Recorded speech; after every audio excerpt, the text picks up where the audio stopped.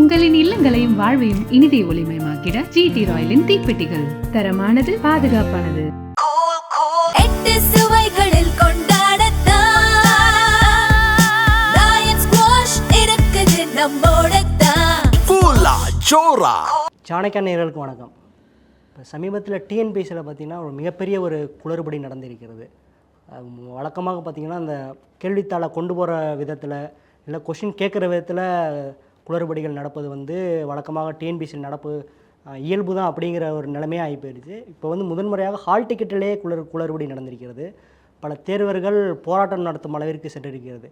இதில் என்னதான் நடக்கிறது இந்த விவகாரத்தில் என்று நம்மிடம் விவாதிக்க எழுத்தாளரும் கட்டுரையாளருமான திரு பாஸ்கரன் கிருஷ்ணமூர்த்தி அவர்கள் நம்மிடம் இணைந்துள்ளார். வணக்கம் சார். வணக்கம். சாணக்கியா நேயர்களுக்கு வணக்கம், வாழ்த்துகள். ஏன் சார், குரூப் 2 தேர்வு, ஒரு 2A தேர்வு நேற்று முதன்மை தேர்வு மெயின்ஸ் நேற்று நடந்தது. ஆமாம். ஒரு ஹால் டிக்கெட்டிலேயே குளறுபடி நடக்கக்கூடிய அளவுக்கு என்ன காரணம், எதனால் நடந்தது? அது என்னென்னு மொத்தம் 2 நிலைகளில் குரூப் 2 தேர்வு நடக்கும். 2 ஸ்டேஜஸில். ஒன்று ப்ரிலிமினரின்னு சொல்லக்கூடிய முதல்நிலை தேர்வு, அடுத்தது மெயின் எக்ஸாம்னு சொல்லக்கூடிய முதன்மை தேர்வு நடக்கும். இந்த முதல்நிலை தேர்வுன்னு சொல்கிற ப்ரிலிமினரி எக்ஸாமினேஷன்ஸு அநேகமாக பல டிஸ்ட்ரிக்ட் ஹெட் குவார்ட்டர்ஸில் நடக்கும், மாவட்ட தலைநகரங்கள் எல்லாத்துலையும் நடக்கும். அதனால் முதன்மை தேர்வுங்கிறது குறிப்பிட்ட சில இடங்களில் தான், சென்னை, மதுரை, கோயம்புத்தூர் அந்த மாதிரி தான் பொதுவாக நடக்கும். எல்லா மாவட்டங்களும் நடைபெறுவதில்லை. இந்த முறை என்ன ஆச்சுன்னா, இந்த முதன்மை தேர்வுகளுக்கு அழைத்த போது ஏற்கனவே சென்னையில் எழுதியவர்களுக்கு எந்த ஒரு பிரச்சனையும் வரலை. ஆனால் வெளி மாவட்டங்களிலிருந்து சென்னைக்கு முதன்மை தேர்வு எழுதினவங்களுக்கு தான் பிரச்சனை வந்தது. ஏன்னா ஹால் டிக்கெட்டில் அவங்க ஒரு குறிப்பிட்ட தேர்வு மையத்தை குறிப்பிட்டு அனுப்பிச்சிட்டாங்க. நேராக சொல்லணுன்னா இப்போ டிஜே வைஷ்ணவ் காலேஜ் அரும்பாக்கத்தில் இருக்குது, அங்கே தான் அவங்களோட தேர்வு மையம் அப்படின்னு சொல்லிட்டு போட்டு அனுப்பியிருக்காங்க. ஆனால் தேர்வு மையத்துக்கு அந்த கம்யூனிகேஷன் போய் சேரலையோ தெரியல, அவங்களுக்கு அங்கே இடமே இல்லை.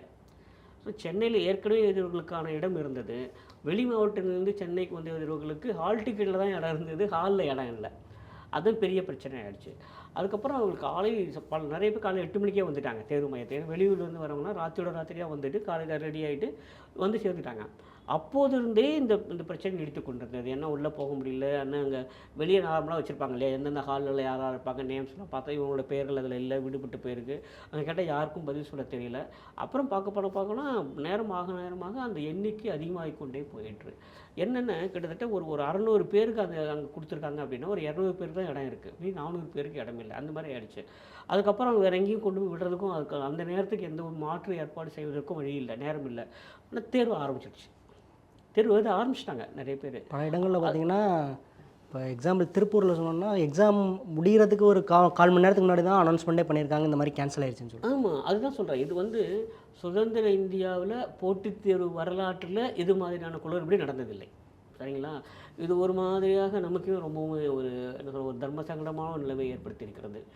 இதில் என்ன நடந்தது அப்படின்னா, இத்தனை பேருக்கு தேர்வுக்கான நுழைவுச்சீட்டு போயிருக்கிறது, ஹால் டிக்கெட் போயிருக்கு. இல்லை தேர்வு மையத்துக்கு இந்த செய்தி வரவே இல்லைங்கிற மாதிரி கேள்விப்பட்டோம். இது வரைக்கும் அதிகாரப்பூர்வமாக தகவல் வரவில்லை. ஆனால் அவங்களுக்கு அங்கே இடமே இல்லை. அப்படிங்கும்போது இவ்வளவு பெரிய குளறுபடி எப்படி நடந்திருக்குங்கிறது நமக்கு வரையும் தெரியல. அவங்க ஒரே வார்த்தையில் தொழில்நுட்ப பிரச்சனைன்னு சொல்லிட்டு போயிட்டாங்க. அது அப்படி நம்ம பார்க்க முடியல, தொழில்நுட்ப பிரச்சனை பார்க்க முடியல. இது என்ன அப்படின்னா, ஒரு லாஜிஸ்டிக் இஷ்யூ வருகிற போது அதில் தொழில்நுட்ப பிரச்சனை எங்கேருந்து வருதுன்னு தெரியல. ஸோ இவர்களை சரி பார்த்துருக்க வேண்டும். இத்தனை பேருக்கு எங்கேயோ ஒரு இடத்துல அந்த ஒரு இடைவெளி இருந்திருக்கிறது. அந்த இடைவெளி காரணமாக தான் இத்தனை பெரிய குளறுபடி. ஆனால் இது மாதிரியான குளறுபடி இந்தியாவில் எந்த ஒரு போட்டித் தேர்வுமே நடந்ததில்லை. ஆனால் நான் பொதுவாக எல்லா இடத்தையும் சொல்கிறது உண்டு, கட்டுரைகளில் கூட நான் தேர்வு குறித்து வினாத்தாள் குறித்தெல்லாம் நான் பல முறை நேரடியாக கேள்வி எழுப்பியிருக்கிறேன். ஆனால் அந்த தேர்வு நடத்துகிற முறையில் இதுவரையில் எந்த ஒரு பிரச்சனையும் வந்ததில்லை. அவங்ககிட்ட ஒரு ப்ரொஃபஷனல் எக்ஸ்பர்டைஸ் இருந்தது, இதுவரையில் ஒரு தொழில்முறை நிபுணத்துவம் இருந்தது தேர்வு நடத்துல. அதிலே ஒரு பெரிய குளறுபடி வந்திருக்குங்கும் போது இது ஒரு பெரிய ஒரு பின்னடைவு தான், ஒரு பெரிய செட்பேக் தான். Yes sir. இப்போ இந்த ஹால் டிக்கெட்டில் தான் இந்த பிரச்சனை வந்திருக்கு. அதாவது ஹாலை மாற்றி பிரிண்ட் பண்ணது. இந்த ஹால் அலாட்மெண்ட் ப்ராசஸ் எப்படி நடக்குது டிஎன்பிஎஸ்சி? இல்லை, அது எப்படின்னு யூஸ்வலாக பாருங்களேன், தேர்வு கட்டுப்பாட்டு அலுவலர் இருக்கார், சரிங்களா, கண்ட்ரோலர் ஆஃப் எக்ஸாமினேஷன் இருக்கார், அவருக்கு கீழே சில அலுவலர்கள் இருக்கிறார்கள். அவர்கள்லாம் முடிவு பண்ணுவாங்க எந்த இடத்துல பண்ணலாம் அப்படின்னு சொல்லிட்டு. அதெல்லாம் முறையாக தான் நடந்திருக்கும்னு நினைக்கிறேன். எங்கே அது மாறி இருக்குது அப்படின்னா, இந்த தேர்வு மையத்துக்கு இத்தனை தேர்வுகள் வருகிறார்கள்ங்கிறத அந்த கம்யூனிகேஷன் போகிற போது சென்னையில் ஏற்கனவே எழுதிய தேர்வுகள் எண்ணிக்கை மட்டும் போயிருக்கிறது, வெளியிலேருந்து வரக்கூடிய அந்த தேர்வுகள் எண்ணிக்கை சேர்க்கப்படவில்லை அப்படிங்கிறது தான் அது. சரிங்களா? என்னை கேட்டால் அது ஒரு கிளரிக்கல் எரராக கூட இருந்திருக்கலாம். அனுப்பும்போது நம்பர் தப்பாக அனுப்பிச்சு எல்லாம் அந்த லிஸ்ட்டு கூட போகாமல் இருந்தெல்லாம் பண்ணியிருக்கலாம். ஆனால் எனக்கு எங்கே ஒரு பிரச்சனை வருது அப்படின்னா, இதை உறுதி செய்து கொள்வதற்கு யாராவது இருக்கணும்ல. There should be someone to confirm the arrangement இல்லையா? கரெக்டாக இருக்குது, எல்லா ஏற்பாடும் சரியாக இருக்குது அப்படின்னு உறுதி செய்து சொல்கிறதுக்கு ஒரு இருக்கும் இல்லையா? அந்த இடத்துல தான் ஒரு மிகப்பெரிய ஒரு இடைவெளி இருக்கிறது அப்படின்னு தோணுது. அந்த அநேகமாக மன்னிக்கணும், நான் இப்போ நேரடியாக யாரும் குறை சொல்வதில்லை. இப்போ தமிழக அரசு நிர்வாகத்தில் இது மாதிரியான இடைவெளிகள் நிறைய தோன்றி இருக்கிறதோ அப்படின்னு தோணுது. Yes sir.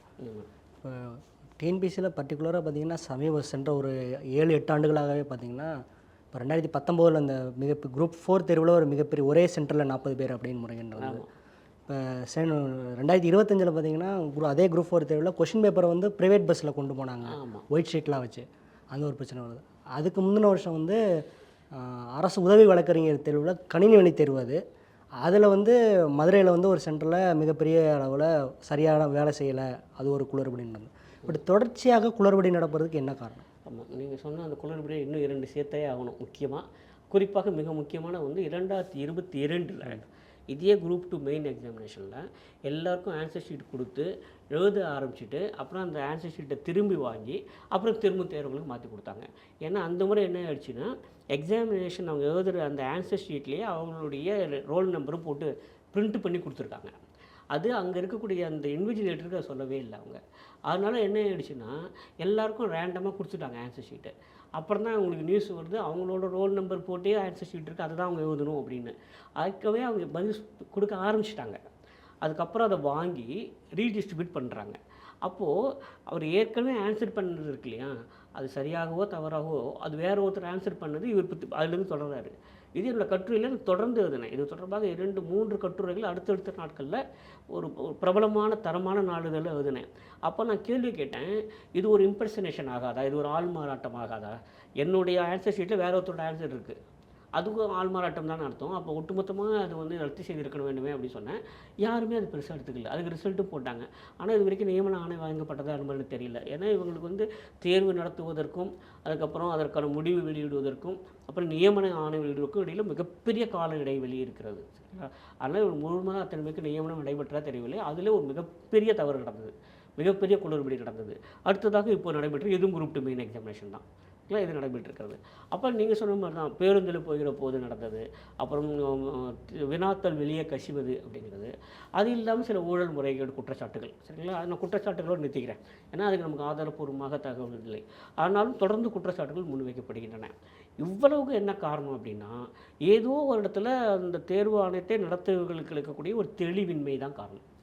இன்னொன்று என்ன சொல்கிறாங்கன்னா, இன்னும் உறுப்பினர்களே இன்னும் ஒரு 7-8 உறுப்பினர்கள் வந்து காலியாக இருக்கிறது, அந்த நிரப்பப்படாமல் இருக்கிறது, அதுவும் ஒரு காரணமாக சொல்கிறாங்க. ஆமாம், மட்டும் அந்த காரணத்தை அது ஒரு காரணம் தான், அது ஒன்றும் சந்தேகமே இல்லை. ஆனால் அந்த அங்கே மெம்பர்ஸ் இல்லை, உறுப்பினர்கள் இல்லைங்கிறனாலேயே இது மாதிரி குளறுபடியாக நடக்க முடியுமா? அப்படிலாம் நடக்க முடியாது. சரிங்களா? உங்களுக்கு வந்து தொய்வு இருக்கலாம், குளறுபடி ஒரு வாய்ப்பு இல்லைல்ல. இப்போது 4 நாட்கள் செய்ய வேண்டிய வேலை 7 நாட்கள் செய்யலாம், அது ஒப்புக்கலாம். ஆனால் செய்கிற வேலையை எப்படி தப்பாக பண்ண முடியும்? நான் சொல்கிறேன், சூப்பர்வைஸ் பண்ணுறதுக்கு ஆள் கிடையாது. ஆமாம், இல்லை சூப்பர்வைசர் பண்ணுற மாதிரியான ஆட்களை அவர்கள் வந்து மன்னிக்கணும். அரசியல் இல்லாமல் சொல்கிறேன், அது மாதிரியான தரமான உறுப்பினர்கள் நியமிக்கப்படுகிறார்களாங்கிறதே ஒரு கேள்விக்குறி தான். ஏன்னா நாம் நேரடியாக அரசியல் பேசுவதில்லை. ஆனாலும் இந்த தமிழ்நாடு அரசு பணியாளர் தேர்வாணையத்தினுடைய உறுப்பினர்கள் தேர்வு செய்வதாகட்டும், அப்புறம் அந்த தேர்வில் கேட்கப்படுகிற வினாக்களின் தரமாக இருக்கட்டும், எல்லாவற்றிலுமே ஏதோ ஒரு அரசியல் கலந்திருக்கிறது, விரும்பத்தகாத அரசியல் கலந்திருக்கிறது அப்படின்னு நான் பார்க்குறேன். நான் எப்போதே அமைப்பு முறையின் மீது முழு நம்பிக்கை வைத்திருக்கேன். அரசின் மீதும் அமைப்பு முறையின் மீதும் இந்த ஆணையத்தின் மீது எனக்கு முழு நம்பிக்கை இருக்கிறது. ஆனால் அந்த நம்பிக்கைக்கு ஏற்ப ஆணையம் செயல்படுகிறதாங்கிற ஒரு பெரிய கேள்விக்குறி எனக்குமே இருக்குது. Yes sir. இப்போ அந்த கேள்விகளோட தரம் பற்றி ஒன்று சொன்னீங்க. எனக்கு என்னன்னா, அந்த கேள்விகளோட மொழிபெயர்ப்பு டிரான்ஸ்லேஷன். இப்போ சமீபத்தில் ஒரு சென்றாண்டு நடந்த எக்ஸாம்ஸ்லாம் பார்த்தீங்கன்னா, ஐயா வைகுண்டர், அந்த வைகுண்டர் சமுதாயத்தில் அவர் ஒரு மதிக்கத்தக்கவர். அவர் குறித்த ஒரு கேள்வியை கேட்கும்போது டிரான்ஸ்லேஷனில் வந்து அவரை அவமதிக்கும் விதத்தில் கொஸ்டின் இருந்தது அப்படிங்கிற மாதிரி. அதே மாதிரி இன்னொரு டிரான்ஸ்லேஷனில் திருக்குறளை வந்து தவறாக டிரான்ஸ்லேட், பெண்களை அவமதிக்கிற வகையில் டிரான்ஸ்லேஷன் பண்ணாங்க. அது கூட பரவாயில்லை. இப்போ சமீபத்தில் நீங்கள் பார்த்தீங்கன்னாக்க தமிழ்நாடு அரசு சீருடை பணியாளர் தேர்வாணையம் நடந்தது சென்ற ஆண்டு இறுதியில். அதில் ஒவ்வொரு கேள்வியிலையும் ஒவ்வொரு வரியிலையும் தப்பு. ஆங்கிலத்திலும் தப்பாக இருந்தது, தமிழ்லையும் தப்பாக இருந்தது. நீங்கள் சொன்ன மாதிரி ஆங்கிலத்திலும் தமிழ் மொழியாக்கம் செய்வதும் தப்பு இருந்தது. கேள்வியினுடைய அந்த கான்செப்டே தப்பு, ராங்லி கன்செப்ஷுவலைஸ்டு கொஸ்டின்ஸு. அப்புறம் அவங்க கொடுத்துருக்க தெரிவுகள் ஆப்ஷன்ஸ் இருக்கு இல்லையா, அந்த ஆப்ஷன்ஸ் 4 கொடுத்துருக்காங்கன்னா 4மே தப்பான ஆப்ஷன்ஸு. அந்த டிரான்ஸ்லேஷனை வந்து நம்ம ஆக்சுவலாக கூகுள் டிரான்ஸ்லேஷனில் போட்டால் கூட அது வந்து சரியாக மொழிபெயர்ப்பு செய்கிறது அப்படிங்கிற மாதிரியும் இந்த தேர்வர்களே சொல்கிறாங்க. அப்படி தெரியுது. ஆனால் ஒரு சில விஷயங்கள் மட்டும் என்னால் தெளிவாக தெரியுது. என்ன அப்படின்னா, இது முறையாக மொழியாக்கம் செய்யப்படுவதில்லை அப்படிங்கிறது எனக்கு நல்லா தெரியுது. இன்னும் எளிமையாக மொழியாக்கம் செய்யப்பட்டிருக்கலாம் அப்படிங்கிறது, அதுவும் அந்த எளிமையும் அதில் இல்லை. மிக முக்கியமாக வறட்சி, அவர் பயன்படுத்துகிற சொற்கள்லாம் பார்க்கும்போது அதெல்லாம் இன்றைக்கி புழக்கத்திலே இல்லை. அது மாதிரி ஒரு வறண்ட மொழியில் அந்த சிவநாதன் இருக்குது. நான் தொடர்ந்து எழுதிட்டு வரேன். அது மாதிரிலாம் இன்னும் எளிமையாக இது இப்படியெல்லாம் கேட்டிருக்கலாம்ங்கிறதும் சொல்லியிருக்கோம். ஆனால் அதெல்லாம் யாரும் காதில் போட்டுக்கிறதில்லை. என்னென்ன யாரோ ஒரு சில பேர் மட்டும் அவர்கள் இந்த அரசை திருப்திப்படுத்துவதற்காக, அவர்கள் மனநிறைவு தருவதற்காக வினாக்களை தொடுக்கிறார்களோ அப்படின்னு சொன்னது. அவர்களுக்கு அடிப்படையிலான மன்னிக்கணும், அடிப்படையிலான அந்த மொழியறிவு கூட அதில் இருக்குமாங்கிறதும் சந்தேகம். கட்சி சார்ந்த கேள்விகளும் இடம்பெற்றிருந்ததை பார்க்கணும். நிறைய இருக்குது, அரசியல் சார்ந்த கேள்விகள் இருக்குது. ஆனால் எனக்கு ஒரு சிறிய மன நிறைவு என்ன அப்படின்னா, நான் தொடர்ந்து இது குறித்து காரசாரமாக கட்டுரையில் எதிர்ப்பாக இல்லை, உண்மை உள்ளபடி அப்படியே எழுதி வரோம். அப்போது இந்த முறை கடந்த முறை குரூப் 1 எக்ஸாமினேஷன் நடந்த போதெல்லாம் பெரும்பாலும் அரசியல் கேள்விகள் தவிர்க்கப்பட்டன. சரிங்களா? அப்புறம் அவங்களே சொல்லியிருந்தாங்க, அப்போது இருந்த செயலாளர் அவர்களுமே என்ன சொல்லியிருந்தாங்கன்னா, வெளிப்படையாகவே என்னோடய கட்டுரை வந்து அடுத்த நாளே அவங்க பேட்டியில் கொடுக்கும்போது, இனி வரும் தேர்வுகளில் நாங்கள் அரசியல் கலக்காமல் பார்த்துக்கொள்கிறோம் அப்படின்னு சொல்லியிருந்தாங்க. அதே மாதிரி அதுக்கு அடுத்து நடந்த தேர்வு இருந்தது. ஆனால் இப்போதான் செயலாளர் மாற்றப்பட்டு விட்டார். இப்போ அந்த செயலாளர் இல்லை. அதனால் இன்றைக்கு இன்ஃபேக்ட் நேற்றுக்கு எனக்கு இருந்த ஆர்வம் அப்படி தான். இந்த குரூப் 2 மெயின் எக்ஸாமினேஷன் முடிஞ்ச உடனே அந்த கேள்வித்தாள் பார்த்து அதை பற்றி கட்டுரை எழுதலாம், ஒருவேளை இதில் அரசியல் இல்லாமல் தான் கேட்கப்பட்டிருக்கிறதா அப்படின்னு பார்க்கணுங்கிற ஆர்வம் இருந்தது. அதற்கு முன்னதாக தேர்வு ரத்து செய்யப்பட்டு விட்டது. அதனால் எனக்கு இன்னும் தெரியல. அதனால் அப்படி தான் இருக்கிறது. ஆமாம், அரசியல் மட்டுமே இல்லை, அந்த ஒரு தரம் கூட மிக சாதாரணமான தரம் குறைந்தது நான் சொல்ல மாட்டேன், மிக சாதாரணமான தரம். அதிலும் குறிப்பாக நம்முடைய நேயர்களுக்கு தெரியணுங்கிறது தான் சொல்ல வரேன். உலகத்தில் எங்கேயுமே இல்லாத ஒரு வினோதம், ஒரு ஆச்சரியம் இங்கே தான் நடக்கும். என்னென்னா, ஒருத்தரோட பட்டப்பெயர் கொடுத்து, இந்த பட்டப்பெயரை இவருக்கு யார் கொடுத்தது, இதெல்லாம் பயங்கர பேத்தல். இது அது வந்து அறியாமையின் உச்சம். அதுக்கு மேலே சொல்ல தயாராக நான் முட்டாள்தனமான வார்த்தையை பயன்படுத்துறது இல்லை. அறியாமையின் உச்சம் இதெல்லாம். அவருக்கு பட்டப்பெயர் கொடுத்ததே வேஸ்ட்டு. நான் சொல்கிறது வந்து அரசியல் இல்லை, அரசியல் தலைவர்லாம் சொல்ல, வெளியே அரசியலுக்கு வெளியே அவருக்கு ஒரு பட்டப்பேர் கொடுத்ததே வேஸ்ட்டு. அந்த பட்டப்பேர் கொடுத்தவர் அதை விட வேஸ்ட்டு. இந்த பட்டப்பேர் இவருக்கு யார் கொடுத்ததுன்னு வேறு கேட்குறாங்க. இதை எழுதி அவருக்கு என்ன ஒரு ஒரு பொது அறிவு வளருங்கிறதே புரியல. ஆக்சுவலாக அதுக்கும் அறிவுக்கு சம்மந்தமே இல்லாமல் இருந்தது. இது மாதிரி நிறைய இது கட்டுரையிலே இருந்து தான், ஒரு 4 இதில் கட்டுரையிலே இருந்தேன். ஏன் இந்த மாதிரி புனைப்பெயர்கள், பட்டப்பெயர்கள், இவங்களாக கொடுத்து கொண்ட பட்டப்பெயர்கள், இந்த பட்டப்பெயரை இவருக்கு யார் கொடுத்ததுங்கிறது அதை விட மோசம். அது இது மாதிரியான உலகத்தில் வேறு உலகத்தில் எந்த மூலையிலும் எந்த போதும் இதெல்லாம் வராது அப்படிங்கிறதெல்லாம் எழுதியிருந்தோம். ஆனாலும் அது தொடர்கிறது. அடுத்து பார்க்குறோம், இந்த கொஸ்டின்ஸோட தரத்தை பற்றி நீங்கள் சொல்லியிருந்தீங்க. ஒரு ஸ்கீமை பற்றி கொஸ்டின் கேட்டால் பரவாயில்ல, அந்த ஸ்கீமை வந்து தொடங்கப்பட்ட நாள் எந்த நாள் அந்த மாதிரி. ஆமாம், அதிலும் அது வந்து 2-3 இடங்களில் நம்ம என்ன கேட்டிருந்தோம் அப்படின்னா, ஒரு திட்டத்தின் நோக்கம் கேட்குறது பரவாயில்ல, சரி திட்டத்தின் பெயரை கேட்டால் கூட பரவாயில்ல, திட்டம் குறைந்தபட்சம் எந்த ஆண்டு தொடங்கியதுங்கிறது கூட பரவாயில்ல, ஆனால் மாதம் நாள் இதெல்லாம் குறிப்பிட்டு எப்போ நடந்தது அப்படிங்கிறது பல இடங்களில் அப்படி இருந்தது. என்னென்ன அதான் சொல்கிறேனே, கடினமான கேள்வி என்பதற்கும் தரமான கேள்வி என்பதற்கும் மிகப்பெரிய வித்தியாசம் இருக்குது. சரிங்களா? ரெண்டுக்கும் அவ்வளோ ஒரு மிகப்பெரிய வித்தியாசம் இருக்கிறது. இவங்களுக்கு அந்த வித்தியாசம் தெரியல. கடினமான கேள்வி கேட்டாலும் தரமான கேள்வி வச்சுக்கிறாங்க. அது இல்லை, அப்படி இருக்கவே முடியாதுங்கிறது இவங்க புரிஞ்சுக்கல. அதனால தான் நீங்கள் பார்த்தீங்கன்னாக்க அது ஒரு பொது அறிவுக்கு அது சம்மந்தமே இல்லை, ஆனால் அது கேட்டு வச்சுருக்காங்க. ஆனால் பொது அறிவு தொடர்பான ஏராளமான வினாக்கள் மிக சாதாரண தரத்தில் இருந்திருக்கின்றன. அது இன்ஃபேக்ட் நிறைய விளக்கங்களோடு சொல்ல முடியும். ரொம்ப ஓப்பனாக சொல்லணும் அப்படின்னா, ஒரு சாதாரண இளைஞனுக்கு, ஒரு பட்டதாரி இளைஞனுக்கு தெரிந்திருக்க வேண்டிய அறிவுன்னு எது இருக்கோ அதற்கு புறம்பானது இதெல்லாம். அதுக்கு அப்பாற்பட்டது நான் சொல்ல வரல, அதற்கு மிகவும் புறம்பானது, நம்மளால் ஏற்றுக்கொள்ள முடியாது, அதெல்லாம் அதில் இருக்குது. அதைத்தான் நம்ம கேள்வி கேட்டுக்கொண்டே வருகிறோம். சில சமயங்களில் மாறி இருக்குது. ஐ திங்க் லாஸ்ட் டைம் அந்த குரூப் 1 எக்ஸாமினேஷனில் கொஸ்டின் பேப்பர் நல்லா இருந்தது, ஏறத்தாழ யூபிஎஸ்சி தரத்துக்கு இணையாக இருந்தது அப்படின்னு நான் கட்டுரையிலும் அப்படி தான் இருந்தோம். ஆனாலும் அந்த பிழைகள் தொடர்ந்து கொண்டே இருக்கின்றன. எஸ், இப்போ டிஎன்பிசியை பற்றி பேசும்போது அடுத்ததாக வரக்கூடிய தேர்வுகள் மத்தியில் வரக்கூடிய மற்றொரு குற்றச்சாட்டு என்னென்னா வேக்கன்சிஸ். பொதுவாக தேர்வர்கள் வந்து என்ன கருத்து சொல்கிறாங்கன்னா, முந்தைய கவர்மெண்ட்டை கம்பேர் பண்ணுறப்போ இந்த கவர்மெண்ட்டில் வந்து வேக்கன்சிஸ் கம்மியாக வருது அதுக்கு என்ன காரணம் அப்படின்னு சொல்லிட்டு ரொம்ப ஒரே கேட்குறாங்க. ஒரு காரணம் தான், அரசுக்கு விருப்பம் இல்லை, அரசில் அதில் ஒரு நாட்டம் இல்லை, அரசுக்கு அதில் ஒரு ஆர்வம் இல்லை. இதே நீங்கள் பார்த்தீங்கன்னாக்க உறுதிப்படுத்தப்படாத தகவல் வைத்து சொல்லணும்னா ஏறத்தாழ 3 லட்சம் பணியிடங்கள் இருப்பதாக சொல்கிறாங்க அரசு பணியில். ஆனால் இவர்கள் கடந்த 5 ஆண்டுகளே வந்தக்கூடிய டிஎன்பிஎஸ்சியுடைய ஒட்டுமொத்த எல்லா அறிவிப்புகளையும் சேர்த்து மொத்தம் வச்சு பார்த்தோம்னா 50,000 கூட வரல. எனக்கு தெரிஞ்சு 30,000 வருதுன்னு நினைக்கிறேன். 30,000 35,000 வரையில் தான் இருக்கும்னு நினைக்கிறேன், அதுக்கு மேலே இல்லை.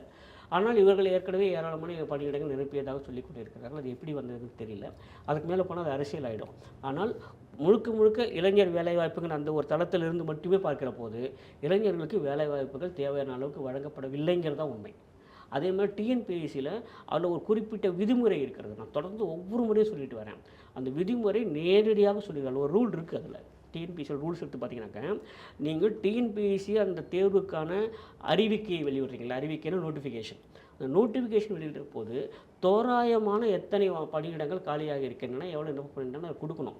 ஆனால் இவங்க ஒவ்வொரு முறையும் என்ன பண்ணுறாங்கன்னா, நோட்டிஃபிகேஷன் வந்ததுக்கு அப்புறமும் எக்ஸாமினேஷன் முடிஞ்சதுக்கப்புறம் ரிசல்ட் வரதுக்கு முன்னால் கூட அது அதிகரித்து கொண்டே போய் ஃப்ரீக்வெண்ட்டாக இப்போ அதிகரிக்கிறாங்க இல்லையா. அதுக்கு ஆக்சுவலாக சட்டப்படி அது இடமே இல்லை, விதிமுறையில் இடமே இல்லை.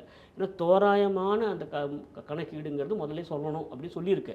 ஆனால் இவர் என்ன காரணம் அப்படின்னா, இன்றைக்கு நீங்கள் வந்து விண்ணப்பிக்கிறது உங்களுக்கு வயது இல்லை வச்சுங்களேன், தகுதி இல்லை, கல்வி தகுதியோ வயது தகுதியோ இல்லை.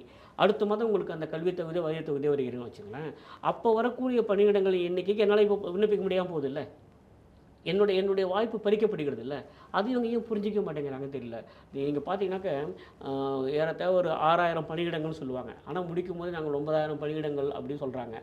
இது கணிசமான அதிகரிப்பு. இது பண்ணக்கூடாது. இந்த குரூப் 2 எக்ஸாமில் கூட பார்த்தா நோட்டிஃபிகேஷன் வரும்போது ஒரு காலிப்படையின் எண்ணிக்கை இருந்தது, அப்புறம் இன்க்ரீஸ் ஆகிட்டு 828 அப்படின்னு சொன்னாங்க. ஆமாம், அதுதான். அதாவது இப்போது ஒவ்வொரு 2 பணியிடங்கள் அவசரத்துக்காக நீங்கள் கூடுதலாக தருவதுங்கிறது, ஏன்னா அடுத்த தேர்வு நடத்தி கொண்டு வர அளவுக்கு அவர்களால் காத்து கொண்டிருக்க முடியாதுங்கிறனால நீங்கள் அதிகரிக்கலாம். ஆனால் இப்போ அப்படி இல்லை. ஒட்டுமொத்தமாக அந்த எண்ணிக்கையை கண்ணு மூடிட்டு அதிகரிக்கிறாங்க. நேரடியாக சொல்லப்பட்டிருக்கிறது, டிஎன்பிஎஸ்சி விதிமுறையில் நேரடியாக சொல்லப்பட்டிருக்கிறது. அதுவே மீறப்படுகிறது. ஆனால் அதுக்கு யாருமே பதில் சொல்கிறதில்ல. அதுவுமே எனக்கு வந்து ரொம்ப வியப்பாக இருக்கிறது, இதெல்லாம் ஏன் நடக்குது அப்படின்னு. Yes sir. இப்போது இந்த தேர்வு வந்து ரத்து செய்யப்பட்டிருக்கிறது. இன்னும் கொஞ்சம் நாளில் தேர்தல் மாடல் கோட் ஆஃப் கண்டக்ட் வந்துடும். தேர்தலுக்கு முன்னாடி எக்ஸாம்ஸ் நடக்க வாய்ப்பு இருக்கா? தெரியல, இவங்க என்ன பண்ண போகிறாங்கன்னு இது வரைக்கும் உறுதியான தகவல் இல்லை. அநேகமாக அதுக்கு முன்பாக நடத்தி விடுவது தான் நல்லது அப்படின்னா அரசாங்கம் யோசிக்கும். ஏன்னா இது வந்து குரூப் 2A தான் ரத்து பண்ணியிருக்காங்க. குரூப் 2க்கு வந்து 22 சொல்லி, ஆமாம் 22 எப்போ குறிப்பிட்ட நாளில் நடக்கும் அப்படின்னு சொல்லியிருக்காங்க. அநேகமாக நேற்று ரத்து செய்யப்பட்ட தேர்வு கூட உடனடியாக நடத்தப்படும் அப்படின்னு தான் தோணுது. குறைந்தபட்சம் 15 நாட்களுக்கு முன்னதாகவாது அவங்களுக்கு அந்த நுழைவுச்சீட்டு அனுப்பியாக வேண்டும். அடுத்த வாரத்தில் அதை ஆரம்பிச்சோன்னு நினைக்கிறேன். ஏன்னா இது ஒரு களங்கமாகவே ஒரு கருப்புள்ளியாகவே நினைச்சு வச்சுங்களேன். தேர்தலில் அது ஒருவேளை அது சில இடங்களில் ஒரு பாதிப்பை ஏற்படுத்தலாம் அப்படிங்கிற ஒரு அச்சம் அரசாங்கத்துக்கு இருக்கலாம். அதனால் திரும்பி நடக்கும். எப்படி பார்த்தாலுமே இந்த கரும்புள்ளிங்கிறது ஏற்பட்டிருக்கிறது, அது ஒன்றும் சந்தேகமே இல்லை. அது நேரடியாக அரசை குற்றம் சாட்டலாமா அப்படிங்கிற ஒரு கேள்வி வருகிறது. இங்கே மட்டும் ஒரு சின்ன ஒரு விளக்கம் சொல்லி முடிச்சிடறேன். கொஞ்சம் வெளியே போகணுன்னா கூட, நீங்கள் 10ஆம் வகுப்பு பொதுத் தேர்வு நடக்குது இல்லையா, அப்புறம் 12ஆம் வகுப்பு பொதுத் தேர்வு. எனக்கு தெரிஞ்சு நாங்கள் எழுதும் போதெல்லாம் அதெல்லாம் யாரும் அமைச்சர் வந்துலாம் சொல்கிறதில்ல. அது நிர்வாக ரீதியாக சுற்றறிக்கையாக வரும். மிக மிஞ்சி போனால் கல்வித்துறை செயலாளர் இருக்கார், அப்புறம் அங்கே பள்ளி கல்வி இயக்குனர் இருக்கிறாரு, கவுண்டர் ஆஃப் எக்ஸாமினேஷன் இருக்காங்க, அவங்கெல்லாம் சொல்லலாம். ஆனால் என்னைக்கு எக்ஸாம் நடக்க போகுது அப்படிங்கிறது, எத்தனை பேர் எழுதியிருக்காங்க, எத்தனை பேர் பாஸ் பண்ணியிருக்காங்க, அந்த ரிசல்ட்டு சொல்கிறது, இதெல்லாம் அமைச்சர் கொண்டு வந்து உட்காந்து சொல்கிறாங்க. மாண்புமிகு அமைச்சர் அறிவிக்கிறாரு, சரிங்களா. இதெல்லாம் அலுவலர்கள் செய்தால் போதும். ஆனால் இதே அமைச்சர் செய்கிறார். ஆனால் நேற்று மிகப்பெரிய ஒரு குளறுபடி நடந்திருக்கிறது. அதே ஒரு அலுவலருக்கு வந்து காரணம் காட்டி அவர் மட்டும் காத்திருப்பு பட்டியல் வச்சுட்டு போயிட்டாங்க. அப்போது அறிவிப்புகள் நல்லதாக இருந்தால் அதை வந்து மாண்புமிகு அமைச்சர்கள் செய்வார்கள். அது வந்து கொஞ்சம் தவறாக போய்விட்டால் அதற்கு அதிகாரிகள் பொறுப்புங்கிறது வந்து சரியான நடைமுறை இல்லை. இப்போது மத்திய அரசு தேர்வுகள், மற்ற அமைப்புகள் நடத்தக்கூடிய தேர்வுகளில் எஸ்எஸ்சிலாம் பார்த்திங்கன்னா ஷிஃப்ட் பேசிஸில் பல நாட்கள் நடக்கக்கூடிய தேர்வு, ஆர்ஆர்பி அந்த மாதிரி தான். யூபிஎஸ்சியுமே லட்சக்கணக்கான மாணவர்கள் தேர்வர்கள் எழுதுகிறார்கள். அதுலெல்லாம் ரேரஸ்ட் ஆஃப் ரேர் தான் இந்த மாதிரி நடக்குது. ஏன் டிஎன்பிஎஸ்சியில் அடிக்கடி நடப்பதற்கான காரணம்? இப்போது நீங்கள் சொல்லக்கூடிய யூனியன் பப்ளிக் சர்வீஸ் கமிஷன் ஆகட்டும், ஸ்டாஃப் செலெக்ஷன் கமிஷன் ஆகட்டும், ரயில்வே ரெக்ரூட்மெண்ட் போர்டாக இருக்கட்டும், அல்லது ஐபிபிஎஸ் சொல்லக்கூடிய வங்கி தேர்வுகளாக இருக்கட்டும், இதையெல்லாம் நான் பலமே நானே எழுதியிருக்கிறேன், தேர்ச்சி பெற்றிருக்கிறேன் பல தேர்வுகளில். அப்போது தொடங்கி சுமார் 40 ஆண்டுகளுக்கு முன்பாக தொடங்கி இப்போது வரையில் கூட நீங்கள் பார்த்தீங்கன்னாக்க 2 பெரிய வித்தியாசங்கள் இருக்குங்கிறது எனக்கு புரிஞ்சிக்க முடியுது. என்ன அப்படின்னா, ஒன்று அந்த கேள்வியின் தரம் ரொம்ப நல்லாயிருக்கும். நீங்கள் ஒரு கிளரிக்கல் எக்ஸாமினேஷன் ஸ்டாஃப் செலெக்ஷன் எழுதினா கூட அந்த கேள்வியுடைய தரம் மிக நல்லதாகும், சிறந்ததாக இருக்கும். இரண்டாவது விசாலமாக இருக்கும், உலகம் தழுவதாக இருக்கும், இந்தியா முழுமைக்கானதாக இருக்கும், ஒரு குறிப்பிட்ட வட்டத்துக்குள்ளே அதை சுருக்கி விட முடியாது, அது மாதிரியாக இருக்கும். அது 2. மூன்றாவது அந்த தேதி, அந்த நேரம் எல்லாமே முன்னதாக சொல்லப்படும். என்றைக்கு எக்ஸாம் நடக்கும் உங்களுக்கு தெரியும், என்றைக்கு ரிசல்ட் வரும்னு தெரியும், எல்லாமே சரியாக நடக்கும், ப்ராப்பராக நடக்கும். இது வரைக்கும் மிகப்பெரிய அளவில் எந்த ஒரு குற்றச்சாட்டும் இருந்ததில்லை. அது ஏன் டிஎன்பிசி நடக்கலை? அதுதான் உங்களுடைய கேள்வி. ஒரே ஒரு காரணம் தாங்க, ஒரே ஒரு காரணம் தான். சரியான வழிநடத்துதல் வேணும், முறையாக வழிநடத்துதல் வேண்டும். நல்ல நபர்கள்லாம் வந்தாங்க. இப்போ இன்ஃபேக்ட் இப்போ நேற்றுக்கு கூட அந்த கண்ட்ரோல் ஆஃப் எக்ஸாமினேஷன் இருந்தாங்க இல்லையா, நல்ல நேர்மையான நல்ல அலுவலர் தான், சரிங்களா. நான் கேள்விப்பட்டவரில் அவர் வந்து மிகச்சிறந்த ஒரு நல்ல நேர்மையான அலுவலர். ஆனாலும் ஏன் தவறு நடக்குது அப்படின்னா, யாரோ ஒரு சிலர் இருந்து கொண்டு தன்னுடைய அரசியல் ஆதாயத்துக்காக இதையெல்லாம் செய்தால் இந்த அரசியலில் இருக்கிறவர்கள், அதிகாரத்தில் இருப்பவர்கள் சந்தோஷப்படுவாங்க, மகிழ்ச்சி அடைவார்கள்ங்கிற எண்ணத்தில் நடந்துக்கிறாங்கன்னு தோணுது. இது மாதிரியான ஒரு எண்ணம் யூபிஎஸ்சியில் இருக்க யாருக்கும் இல்லை, ஸ்டாஃப் செலெக்ஷன் யாருக்கும் இல்லை, ரயில்வே ரெக்ரூட்மெண்ட் போர்டு யாருக்கும் இல்லை, ஐபிபிஎஸ்சில் யாருக்குமே இல்லை. அப்போது அதுதான் காரணம். யாரோ ஒரு சில பேர் அங்கே இருந்து படி செய்யக்கூடியவர்கள், ஏதோ நிர்வாகத்தில் அதிகாரத்தில் இருக்கக்கூடியவர்களுக்கு இந்த அரசை திருப்திப்படுத்த வேண்டும், அவர்களை மகிழ்ச்சிக்கு உள்ளாக்க வேண்டும்ங்கிற எண்ணத்தில் செயல்படுறதுனால தான் இத்தனை பிரச்சனைகளும் வருகிறது. அது முதல்ல அரசு உணர்ந்து கொண்டால் பண்ணலாம், அது அரசுக்குமே நல்லது ஆக்சுவலாக. ஏன்னா ஒரு மிக முக்கியமான ஒரு இளைஞர்களை குறிவைத்து அல்லது இளைஞர்களுடைய எதிர்காலத்தை குறிவைத்து நடத்தப்படக்கூடிய ஒரு தேர்வில் இவ்வளோ குளறுபடிகள் வந்தால் அது நிச்சயமாக அரசைத்தான் பாதிக்கும் அப்படிங்கிறத புரிஞ்சுடுங்க. அது அங்கே புரிஞ்சுட்டு இருக்காங்க, அதுதான் பிரச்சனை. Yes sir. இறுதியாக ஒரே ஒரு கொஸ்டின். நேற்று அந்த குரூப் 2A எக்ஸாம் ரத்து செய்யப்பட்டோன்னா மாணவர்களின் மனநிலை பார்த்திங்கன்னா ஒரு மாதிரி அதிர்ச்சிகரமாக இருந்தாங்க. ஏன்னா வெளியில் வந்து இன்ஸ்டண்ட்டாக வந்து போராடணும். ஆமாம். இந்த நேரத்தில் வந்து மாணவர்கள் என்ன செய்ய வேண்டும், அடுத்த கட்ட எப்படி தயாராக வேண்டும் அவர்கள்? நாம் எப்போவுமே சொல்லக்கூடியதான். இப்போ சாணக்கியா மூலம் நாம் ஏற்கனவே சொல்லியிருக்கோம், தயவுசெய்து அமைப்பு முறையின் மீது நம்பிக்கை வையுங்கள். அந்த நம்பிக்கையை வந்து நீங்களாக அது வந்து நம்பிக்கையின்மைங்கிற ஒரு நிலைக்கு வராதிங்க. நம்பிக்கை வையுங்கள். ஏதோ பிழை நடந்திருக்கிறது, தவறு நடந்திருக்கிறது, குளறுபடி நடந்திருக்கிறது, அது சரி செய்யப்படும். அது தவிர்த்து சொல்லப்படுகிற குற்றச்சாட்டுகள் இருக்கு இல்லையா, அதை குறித்து நீங்கள் கவலைப்படாதீர்கள். அதற்கு எத்தனை பேர் இருக்காங்க, ஆர்வலர்கள் இருக்கார்கள், இப்போ உங்களை போன்ற செய்தியாளர்கள் இருக்கிறார்கள், ஊடகங்கள் இருக்கின்றன, அவர்கள் பார்த்துக்கொள்வார்கள். உங்களுடைய வேலை என்ன அப்படின்னா, அடுத்து எப்போ தேர்வு வரும், அதுக்கு இப்போ வந்து ஏற்பாடு செய்து கொள்ளுங்கள். ஒரு வகையில் கூடுதலாக கொஞ்சம் நேரம் கிடைத்தது என்று இதை கொஞ்சம் பாசிட்டிவாக நேர்மறையாக எடுத்துக்கொள்ளுங்கள், அவ்வளோதான். மற்றபடி அமைப்பு முறையின் மீது இருக்கிற நம்பிக்கையை தயவு செய்து இழந்து விடாதீர்கள். தொடர்ந்து அமைப்பு முறையின் மீது நம்பிக்கை வையுங்கள். மிக நிச்சயமாக யாருக்கும் எதிராக செயல்பட வேண்டும்ங்கிற எண்ணம், குறுகிய எண்ணம் யாருக்கும் இருப்பதாக எனக்கு தெரியவில்லை, சரிங்களா. அது வெளியிலேருந்து பேசும்போது எப்படி வேணால் பேசலாம், இளைஞர்கள்ட்ட பேசும்போது அப்படி சொல்கிறதே இல்லை. அதனால் இப்போது நம்பிக்கை வையுங்கள், அமைப்பு முறை மீது நம்பிக்கை வையுங்கள், மிக நிச்சயமாக நல்லது நடக்கும். உங்களுடைய கருத்துக்களை ஷேர் பண்ண நன்றி. மீண்டும் இன்னொரு நிகழ்ச்சியில் சந்திப்போம். அதுவரை இணைந்தீர்கள். நன்றி.